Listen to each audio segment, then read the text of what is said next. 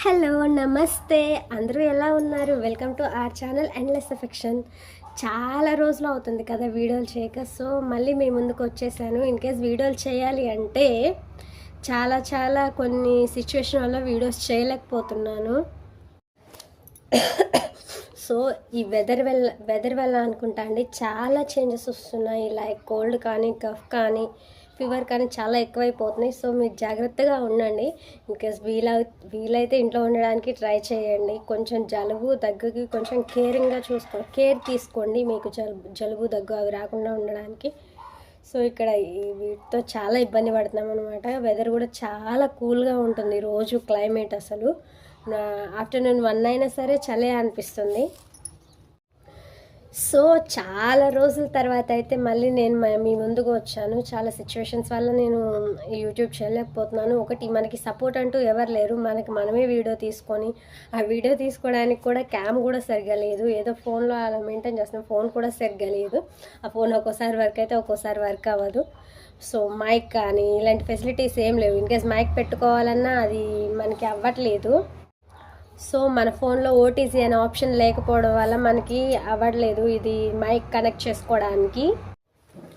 So కొంచెం video ఇబ్బందిగా అనిపించినా సరే వాచర్స్ కోసం మీరు ప్లీజ్ చూస్తూనే ఉండండి మన వీడియోస్. నెక్స్ట్ మంచిగా చేయడానికి, ఇంకా ఇంప్రూవ్ చేసుకోవడానికి ట్రై చేస్తాను వీడియోస్.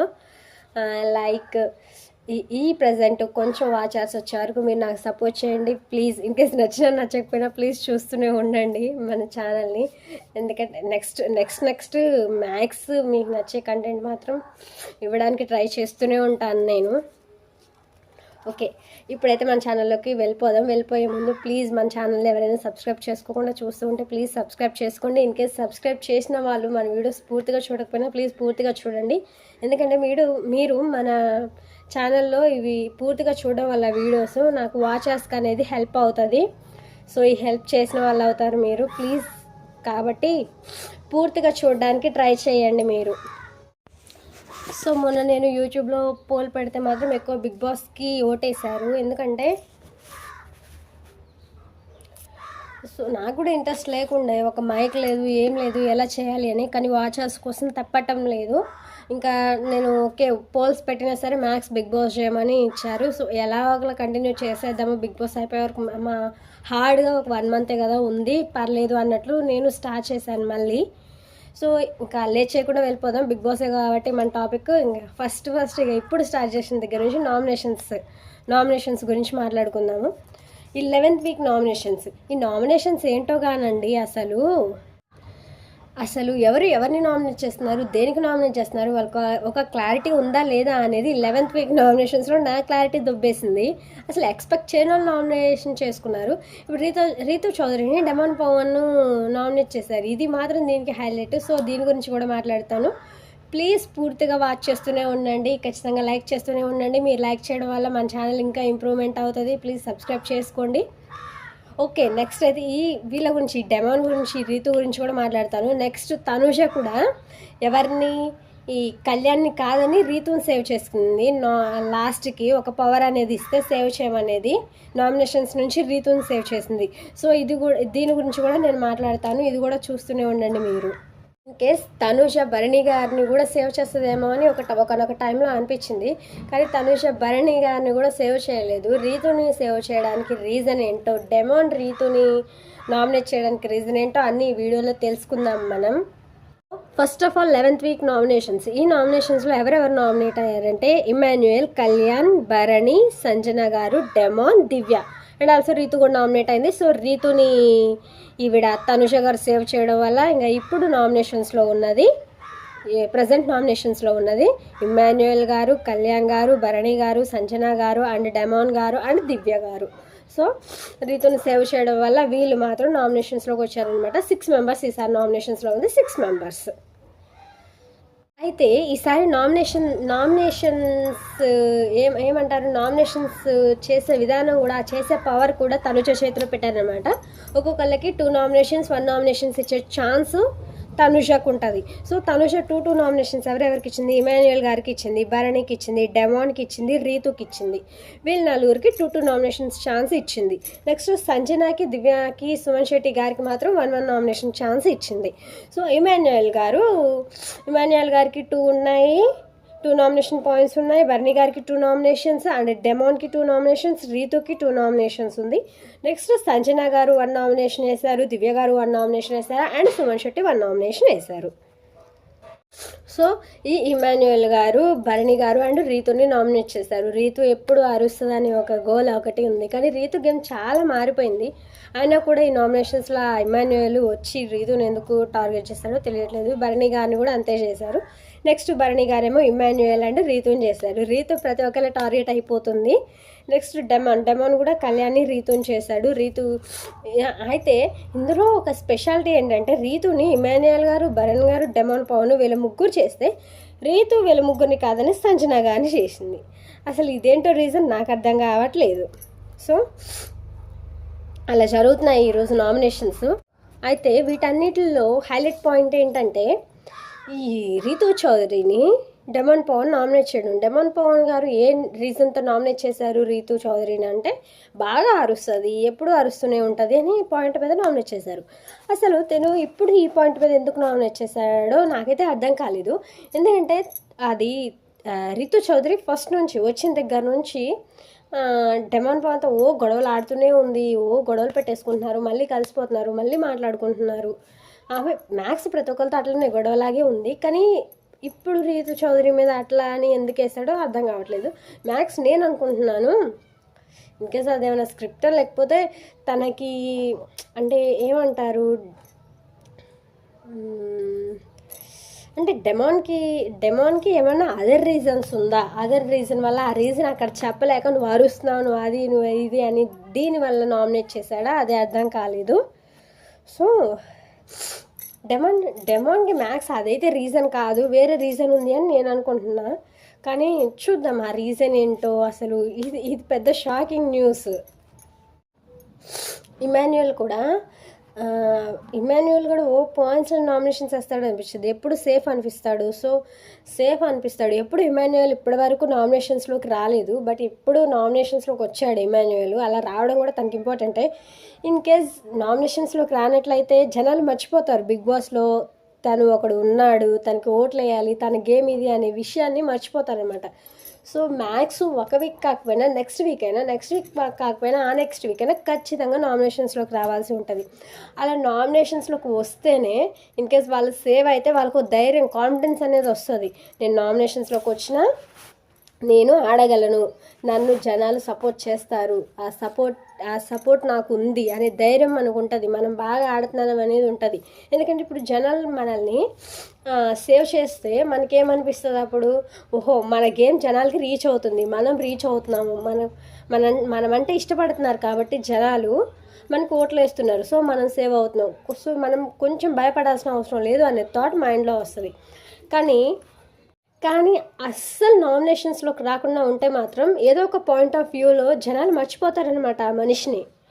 సో కాబట్టి ఖచ్చితంగా నామినేషన్స్లోకి రావాల్సిన అవసరం ఖచ్చితంగా ఉంది. అది ఎవరికైనా సరే వాళ్ళు నామినేషన్స్లోకి వస్తేనే వాళ్ళు సేవ్ అయ్యే విధానం, వాళ్ళు గేమ్ ఆడే విధానం అన్నీ తెలుస్తాయి. నెక్స్ట్ వాళ్ళకి ఫ్యాన్ బేస్ విధానం కూడా తెలుస్తుంది అందరికీ. సో ఖచ్చితంగా ఎవరైనా నామినేషన్లోకి రావాల్సిందే. అలా రావడం వాళ్ళకి మంచిది కూడా. ఫర్ ఎగ్జాంపుల్ చెప్తాను, ఆయన పేరు ఏదో ఉంది, అమర్దీప్ అప్పుడు ఉన్న సీజన్లో అనుకుంటా, మాస్టర్ గారి పేరు గుర్తు రావట్లేదు నాకు. ఓకే 8 వీక్స్ తను సందీప్ అనుకుంటా, సందీప్ మాస్టర్.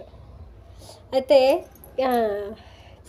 8 వీక్స్ అసలు నామినేషన్స్లోకి రాలేదు. 5 వీక్స్ ఇమ్యూనిటీ పవర్ వచ్చింది, నెక్స్ట్ ఒకళ్ళు సేవ్ చేశారు, నెక్స్ట్ గౌతమ్ సేవ్ చేశాడు, 8th వీక్ నామినేషన్స్లోకి వచ్చాడు, డైరెక్ట్ ఎలిమినేట్ అయిపోయాడు. అంటే అదే జనాలు అనేవాళ్ళు మర్చిపోతారు మనల్ని. సో ఖచ్చితంగా నామినేషన్స్లోకి రావాలి. నామినేషన్స్ నుంచి తిరిగి సేవ్ అయ్యి వస్తే అది ఇచ్చే కాన్ఫిడెన్సే వేరు వాళ్ళకి, అంటే బిగ్ బాస్లో పార్టిసిపేట్ చేసే వాళ్ళకి. అందుకే ఖచ్చితంగా నామినేషన్స్లోకి రావాలి. ఇప్పుడు మిగతా వాళ్ళు కొంచెం ధైర్యం అనేది ఉంటుంది అనమాట. అంటే నేను సేవ్ అయ్యాను, ఓకే, అంటే నాకు ఫ్యాన్ బేస్ ఉంది, నా ఆట నచ్చుతుంది అనే ధైర్యం వాళ్ళకి వస్తుంది. సో ఇదైనా ట్రై చేయడానికి చూడాలి. అండ్ ప్రతి ఒక్కళ్ళు మ్యాథ్స్ రావాల్సిన అవసరం ఉంది. కానీ వీళ్ళ నామినేషన్స్ అసలు వీళ్ళు కావాలని వేస్తున్నారా, లేకపోతే ఇదంతా స్క్రిప్ట్లో భాగమా, నాకు అదైతే అర్థం కావట్లేదు. బిగ్ బాస్ నేను ప్రతి సంవత్సరం చూస్తూనే ఉంటాను, కానీ ఈసారి ఏంటో అసలు అంత మంచిగా అనిపించట్లేదు. ఇప్పుడు ప్రతి సీజన్లో వచ్చేసి టాప్ 1, టాప్ 2, టాప్ 3, ఒక టాప్ 5 ఉన్నారనుకో, ఖచ్చితంగా టాప్ 2, టాప్ 1 కొట్టుకుంటూనే ఉంటారు. అప్పుడు శ్రీహాన్ అండ్ రేవంత్ గారు వీళ్ళు కలిసి ఉన్నా సరే ఏదో ఒక టైంలో నామినేషన్స్ వేసుకునేవాళ్ళు, మళ్ళీ కలిసి కొట్టుకునేవాళ్ళు, గేమ్స్ మళ్ళీ కలిసి మాట్లాడేవాళ్ళు. కానీ ఈసారి అసలు ఇట్లా నామినేషన్స్ పడినట్టే లేదు. ఇప్పుడు మ్యాథ్స్ తనుష టాప్ అని అంటున్నారు, కళ్యాణ్ రన్నర్ అంటున్నారు. ఎక్కడ పోల్స్ పెట్టినా సరే తనుష విన్నర్, కళ్యాణ్ రన్నర్ అంటున్నారు. కానీ వాళ్ళిద్దరి మధ్య ఇప్పటి వరకు నామినేషన్ పడినట్టు ఈ బిగ్ బాస్ చరిత్రలోనే లేదు. వాళ్ళు నామినేషన్ వేసుకోవట్లేదు వాళ్ళిద్దరూ. వాళ్ళే టాప్ 1, టాప్ 2 అని వాళ్ళకి తెలుస్తుందా లేదా? మ్యాథ్స్ చాలామంది చాలా సీజన్స్లో హింట్ ఇచ్చేవాళ్ళు, వీళ్ళు టాప్ 1, వీళ్ళు టాప్ 2 అని. హింట్ ఇవ్వకపోయినా వాళ్ళకి సేవ్ అవుతూ వస్తుంటే వాళ్ళకి అర్థమయ్యేది నేనే టాప్ 1, నేనే టాప్ 2 అని. అసలు ఈసారి వీళ్ళకి అది కూడా అర్థమవుతున్నట్టు అనిపించట్లేదు. కళ్యాణ్కి కూడా నేను టాప్ 2లో ఉన్నానా అనే ఆలోచన రావట్లేదు తనకి. బాటమ్ అనుకుంటున్నాడు. కానీ ఆ హింట్ ఇప్పుడు ఎవరైనా ఇస్తే బాగుంటుంది. నెక్స్ట్ ఫ్యామిలీ వీక్ వస్తుంది కదా, ఫ్యామిలీలో ఎవరైనా ఆ హింట్ ఇస్తే బాగుంటుంది. ఇంకా బాగా నచ్చిన నీ ఆట బాగుంది అని సలహా ఇస్తే బాగుంటుంది అని అనిపిస్తుంది. మీకేమనిపిస్తుంది కళ్యాణ్ ఆట గురించి? కానీ కళ్యాణ్ అందరూ తొక్కేస్తున్నారనిపిస్తుంది, ఇంక్లూడింగ్ బిగ్ బాస్తో సహా తొక్కేస్తున్నారనిపిస్తుంది. కళ్యాణ్కి అంత స్క్రీన్ స్పేస్ ఇవ్వరు, ఏమి ఇవ్వరు. మేబీ ఇస్తే ఇంకా తనుష కంటే విన్నర్ అయ్యాడు. అంటే తనుష అంటే నాకు ఇష్టం, బట్ తనుష కంటే చాలా మెచ్యూరిటీగా, చాలా డిసిప్లైన్గా, చాలా కామ్గా గేమ్ ఆడుకుంటూ పోతాడు. ఒక ఈర్ష, ద్వేషం, ఏడుపు ఇలాంటివనేవి తనకి ఉండవు. ఏదైనా సరే కళ్యాణ్ చాలా న్యూట్రల్గా ఉంటాడు. అయితే నామినేషన్స్లో ఇంకా తనుషకు పవర్ ఇచ్చారు కదా, ఎవరెవరికి 2 ఇస్తావో, ఎవరెవరికి 1 నామినేషన్ ఇస్తావో అని. సో తనుష ఈ విధంగా ఇచ్చేసింది అనమాట. ఫస్ట్ ఇమాన్యుయల్ గారు ఉన్నారు కదా, ఇమాన్యుయల్ గారికి 2 నామినేషన్స్ ఇచ్చింది. అండ్ భరణి గారికి కూడా 2 నామినేషన్స్ ఇచ్చింది. నెక్స్ట్ డెమాన్ పవన్ గారికి 2 నామినేషన్స్ ఇచ్చింది. సో 7th వీక్ నామినేషన్స్ అనేవి చాలా డిఫరెన్స్గా జరిగాయి. సో 11th వీక్ నామినేషన్స్ అనేవి చాలా డిఫరెంట్గా జరిగాయి అన్నమాట. సో తనుజాకి ఎవరు ఎన్ని నామినేషన్స్ వేయాలో కెప్టెన్ తనుజాకి ఆ పవర్తో పాటు నెక్స్ట్ ఒకళ్ళని సేవ్ చేయాలనే పవర్ కూడా ఇచ్చారనమాట. సో తనుజ కళ్యాణ్ని కాకుండా, భరణి గారిని కాకుండా రీతుని సేవ్ చేయడం వెనుక రీజన్ ఏంటో కూడా మనం చూద్దాము. రీతు కంటే కళ్యాణ్తో బాండింగ్ ఎక్కువ తనుషకి. నెక్స్ట్ భరణి గారు కూడా చాలా క్లోజ్గా ఉండే తనుషతో. ఇన్ కేస్ నాన్న అని దివ్య వచ్చిన తర్వాత మొత్తం చెడిపోయింది అనుకోండి వాళ్ళది. సో తిను కూడా చాలా మంచిగా ఉండే. కాబట్టి వీళ్ళిద్దరిలో ఎవరికో ఒకరికి ఇస్తుందని మ్యాక్స్ అందరు ఎక్స్పెక్ట్ చేసి ఉంటారు. కానీ మన అందరి ఎక్స్పెక్టేషన్స్కి విరుద్ధంగా తనుజ ఎవరికి ఇచ్చేసింది? రీతుని సేవ్ చేసి పడేసింది. అందరికీ ఒక్కసారి మైండ్ బ్లాక్ అయిపోయి రీతుకి ఇవ్వడం ఏంటి? తనుష ఇటు కళ్యాణ్ ఉన్నాడు క్లోజ్గా ఉండే, అటు భరణి గారు ఉన్నారు, వీళ్ళిద్దరిని కాదని రీతుకి ఇవ్వడానికి, రీతుని నామినేషన్స్ నుంచి సేవ్ చేయడానికి గల రీజన్ ఏంటి? అయితే సుమన్ శెట్టి గారు ఉన్నారు. సుమన్ శెట్టి గారు కళ్యాణ్ని నామినేషన్ వేస్తాడు కళ్యాణ్కి. అస్సలు సుమన్ శెట్టి గారు ఉన్నారా లేరా అన్నట్టు మాట్లాడతారు ప్రతి దాంట్లో. ఈరోజు కళ్యాణ్ని ఏదో పిచ్చి నామినేషన్స్ వేసి పడేశాడు. లైక్ అసలు ఏం మాట్లాడుతున్నాడు, ఏం టాపిక్ ఉంది, ఏది అనేది అసలు పట్టించుకోవడం. సుమన్ గారు ఏదో మాట్లాడాము, అప్పుడే 11th వీక్ వచ్చేస్తాం కదా, ఇంకా స్లోగా ఉంటే బాగోదని ఏదో 2 మాటలు నామినేషన్స్లో ఇసిరి పడేస్తున్నట్టు అనిపిస్తుంది. కానీ అంతేగాని కరెక్ట్ పాయింట్ పెట్టి కరెక్ట్గా మాట్లాడే విధానం మాత్రం ఎక్కడా కనిపించట్లేదు సుమన్ శెట్టి గారిలో. గేమ్ ఆడుతూనే ఉన్నాడు ఇప్పుడు ప్రజెంట్, ఓకే ఒప్పుకుంటాం. కానీ నామినేషన్స్లో కరెక్ట్ పాయింట్ పెట్టట్లేదు. ఇంకా కరెక్ట్ పాయింట్ పెట్టినా సరే దాన్ని డిఫెన్స్ అనేది ఒకలా లేదు అసలు. అది డిఫెన్స్ అనేది ఒక పర్టికులర్ వేలో లేదు, మాట్లాడే విధానం అనేది ఒక పర్టికులర్ వేలో లేదు సుమన్ శెట్టి గారిది. అబ్బా, అంటే తను చెప్పాలనుకున్న పాయింట్ అదేనో లేకపోతే ఇంకా అప్పటికి సడన్గా అక్కడికి వచ్చి వేరే పాయింట్లు చెప్తారో తెలియదు, కానీ సుమన్ శెట్టి గారు మాత్రం ఏదో ఒకటి అనుకుంటాడు, అది లాస్ట్కి వచ్చే వరకు ఇంకొకటి అవుతూ వస్తుంది ఆ పాయింట్. సో సుమన్ శెట్టి గారు ఇదొకటి బాగా ఆలోచించుకోవాల్సి ఉంటుంది. ఈ మధ్య రీతు గేమ్ మాత్రం 100% ఇంప్రూవ్ అవుతుంది అనడంలో సందేహమే లేదు. నెక్స్ట్ కళ్యాణ్ గేమ్ కూడా చాలా చాలా బాగుంటుంది. ఇంకేస్ కొన్ని హైస్ ఉన్నాయి, కొన్ని లోస్ ఉన్నాయి అని, కానీ ఒక పర్టికులర్ పర్సన్గా, ఒక హ్యూమన్గా, ఒక అబ్బాయిగా చాలా అంటే చాలా నచ్చేసాడు కళ్యాణ్. నాకు మాత్రం చాలా బాగా ఆడుతున్నాడు అబ్బాయి అసలు. కళ్యాణ్ పడాల, మీ వెనక అందరూ పడాల, అట్లా ఉన్నాడు. చాలా మెచ్యూర్డ్గా ఆడుతున్నాడు, చాలా డిసిప్లైన్తో ఆడుతున్నాడు. హీస్ మ్యాక్స్ చాలా యాక్టివ్గా ఉంటాడు. ప్రతి గేమ్లో గివ్ అప్ అయితే ఇవ్వడు. ఏదో తనుజ కోసం ఏదన్నా అంటే చాలు, తను గెలిచాడంటే తనుజ రీజన్, ఓడాడంటే తనుజ కోసం ఓడిపోయాడు. తను ఎందుకు చేస్తాడు, తను వచ్చింది తన గేమ్ ఆడడానికి, సో తన గేమ్ ఆడుకుంటాడు. కానీ ప్రతిసారి తనుజ తనుజ తనుజ పేరుని తీసుకురావడం వల్ల కళ్యాణ్ ఎక్కడో డౌన్ అయిపోతున్నాడు అనిపిస్తుంది. కానీ వాళ్ళ బాండింగ్ మాత్రం చాలా ప్యూర్. కానీ అందరూ ఇది అర్థం చేసుకోవట్లేదు. అర్థం చేసుకోకుండా కళ్యాణ్ తనుజ ఇన్కేస్ కళ్యాణ్ గెలిచాడంటే తనుజ వల్ల గెలిచాడు, ఓడిపోయాడంటే తనుజ కోసం ఓడిపోయాడు అన్నట్లు ఉంది. కానీ వీళ్ళందరూ అలా అర్థం చేసుకుంటున్నారు. అలా ఉండడం కాదు, అలా అర్థం చేసుకుంటున్నారు అందరూ. కానీ కళ్యాణ్ గేమ్ కరెక్ట్గా చూస్తే ప్రతి ఒక్కరికి అర్థమవుతుంది కళ్యాణ్ గేమ్ ఏంటో, తనుజ గేమ్ ఏంటో. వాళ్ళు గేమ్ పర్స్పెక్టివ్గా మ్యాక్స్ ఒకళ్ళు హెల్ప్, అంటే ఫ్రెండ్స్ అన్నాక హెల్ప్ చేసుకుంటారు, అదే కానీ ఒకళ్ళ కోసం ఓడిపోవాలి, ఒకళ్ళ కోసం గెలవాలి అనేది వాళ్ళకు ఉండదు. జస్ట్ హెల్ప్ వరకే ఉంటుంది, కానీ ఇలా ఉండదు. నెక్స్ట్ డెమాన్ గురించి, రీతు గురించి, డెమాన్ పవన్ గురించి, రీతు గారి గురించి కూడా డిఫరెంట్ వేలో మాట్లాడుకుంటారు. కానీ వాళ్ళది కూడా సచ్ ప్యూర్ బాండ్ అబ్బా. ఒకరి కోసం ఒకరు నించుంటారు. ఇన్కేస్ తనది తప్పు అంటే డైరెక్ట్ మొహం మీద తప్పు అని చెప్పేస్తారు, ఇన్కేస్ ఒప్పు అంటే డైరెక్ట్గా మొహం మీద చెప్పేస్తారు కూడా వాళ్ళు. సో వాళ్ళ బాండింగ్ కూడా అలా అంటున్నారు.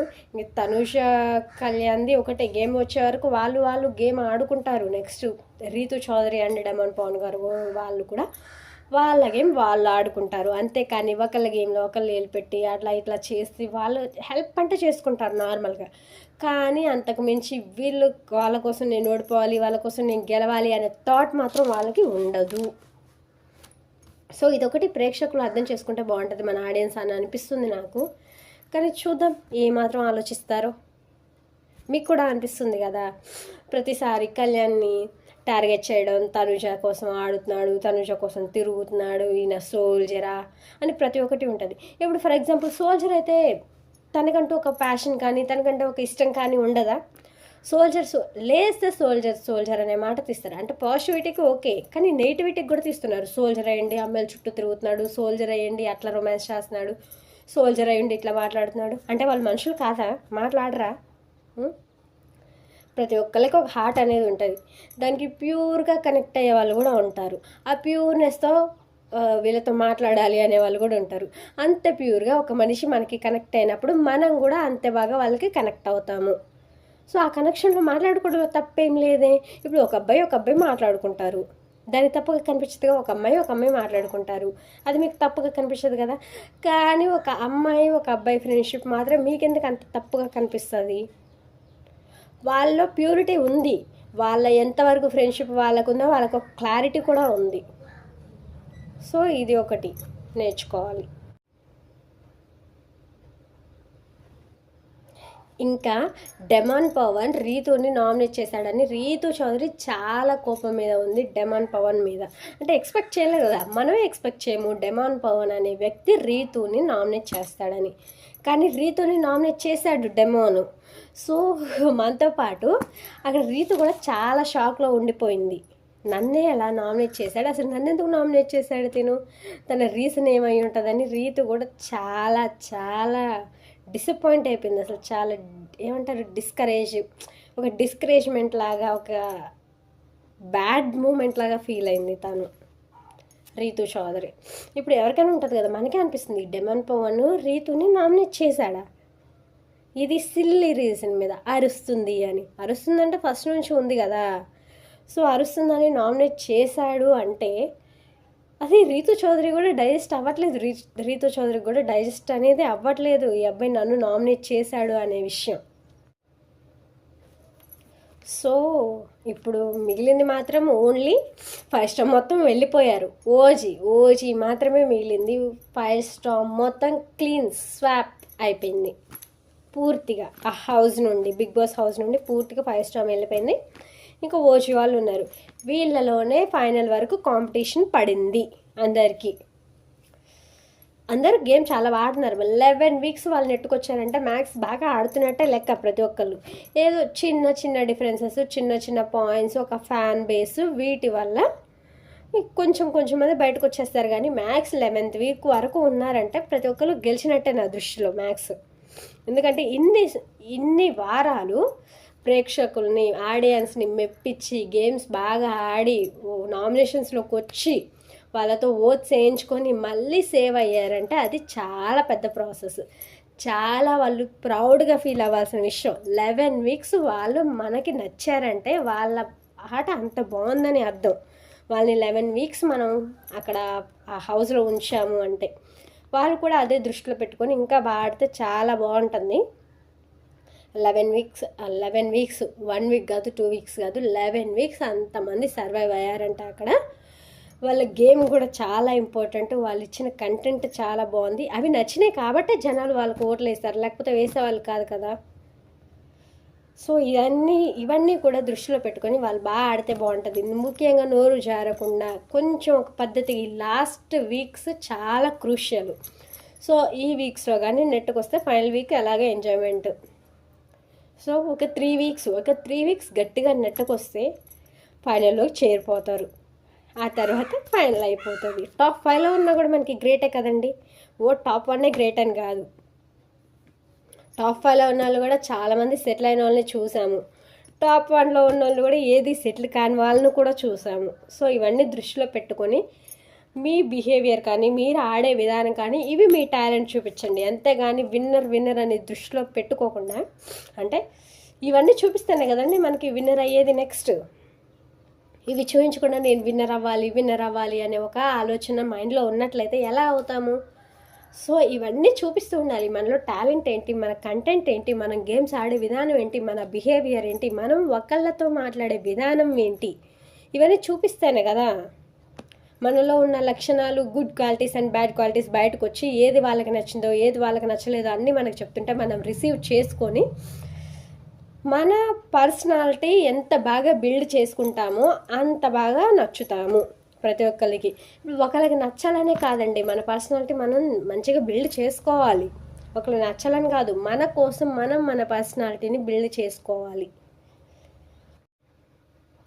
సో నెక్స్ట్ కూడా ఇంకా ఎవరు నామినేషన్స్లో ఉన్నారంటే 1 ఇమాన్యుయల్, 2 కళ్యాణ్ గారు, 3 భరణి గారు, 4 సంజన గారు, 5 డెమన్ పవన్ గారు, 6 దివ్య, 7 రీతు చౌదరి కూడా నామినేషన్లో ఉండే. బట్ తనుజాకి ఒక పవర్ అనేది ఇచ్చారనమాట బిగ్ బాస్, ఒకళ్ళని నువ్వు నామినేషన్స్ నుండి సేవ్ చేయొచ్చు అని. సో తనుజ ఎవరిని సేవ్ చేసింది? రీతు చౌదరిని అయితే అందరికీ డౌట్ రావచ్చు, రీతు చౌదరిని ఎందుకు ఈ పిల్ల సేవ్ చేసింది? తనకి బాగా క్లోజ్ అయిన డెమాన్ కాదు కళ్యాణ్ గారు ఉన్నారు, నెక్స్ట్ మన భరణి గారు ఉన్నారు. వాళ్ళిద్దరిని కాదని ఈ తనుజ రీతు చౌదరిని ఎందుకు సేవ్ చేసింది అనే క్వశ్చన్ చాలా మందిలో ఉండొచ్చు. తను రీజన్ కూడా చెప్పింది తర్వాత, ఆ రీజన్ చూసే ఉంటారు మీరు. ఏమంటే ఇన్కేస్ కళ్యాణ్ని సేవ్ చేసిన, కళ్యాణ్ ప్రతిసారి గెలిచినా ఓడినా తనుజ అనే పేరు వస్తుంది. సో ఆ పేరు ఇంకా తీయడం ఇష్టం లేక, ఇంకా ల్యాగ్ చేయడం ఇష్టం లేక కళ్యాణ్ని చేయలేదని కళ్యాణ్కి చెప్పింది. నెక్స్ట్ భరణి గారు కూడా అంతే. భరణి గారిని చేస్తే భరణి గారు వచ్చి థ్యాంక్స్ అమ్మా అని తనకు చెప్తారు. దానివల్ల భరణి గారు ఎవరితో కొంచెం క్లోజ్గా మాట్లాడుతుంటే ఇంకొక పర్సన్ హట్ అవుతారు. అందుకే ఇదంతా ఎందుకు మళ్ళీ మెలడీ డ్రామా అని తన్ని కూడా చేయలేదు అని చెప్పింది తనుజ. ఇంకొకళ్ళు ఎవరో తెలుసు కదా, మన దివ్య. మధ్యలో తినొచ్చిన కాంచే భరణి గారి ఆట చాలా మారిపోయిందని నాకైతే అనిపిస్తుంది. సో ఇది కూడా చూడాలి. ఇంకా నెక్స్ట్ సో ఆవిడ ఫీల్ అవుతుందనే ఉద్దేశంతో తనుజ భరణి గారిని కూడా సేవ్ చేయలేదు. ఇంకా రీతుని సేవ్ చేయడానికి రీజన్ ఏంటి అంటే, సో ఇప్పుడు చూద్దాము, ఈ ఒక్కసారి రీతు చౌదరిని ఈ 1 వీక్ సేవ్ చేస్తే నెక్స్ట్ తన గేమ్ మార్చుకుంటుందేమో, తన పర్సనాలిటీ మార్చుకుంటుందేమో, తను ఇంకా ఇంప్రూవ్ అవుతుందేమో, ఇంకా తనకు ఒక ఛాన్స్ ఇచ్చి చూద్దాము అనే ఆలోచనతో తనుజ చేసినట్లు చెప్పింది మనకి. సో తనుజ చాలా బాగా ఆలోచించింది ఇక్కడ మాత్రము, ఏ ఇబ్బంది లేకుండా. సో ఇది ఈరోజుది. ప్లీజ్ మీరు షేర్ చేయండి, సబ్స్క్రైబ్ చేయండి, మన వీడియోస్ వాచ్ చేయండి, కామెంట్ చేయండి. థ్యాంక్ యూ ప్రతి ఒక్కళ్ళకి. మీరు ఇలాగే మన వీడియోస్ని చూడాలని కోరుకుంటున్నాను, మంచి సపోర్ట్ ఇవ్వాలని కోరుకుంటున్నాను. మనకి తొందరగా వాచ్ అవర్స్ వచ్చేయాలి. ప్రజెంట్ మాత్రం మినీ మానిటైజేషన్ అయింది. ఆ మినీ మానిటైజేషన్ గురించి కూడా మీకు ఒక వీడియో చేసి పెడతాను. Thank you.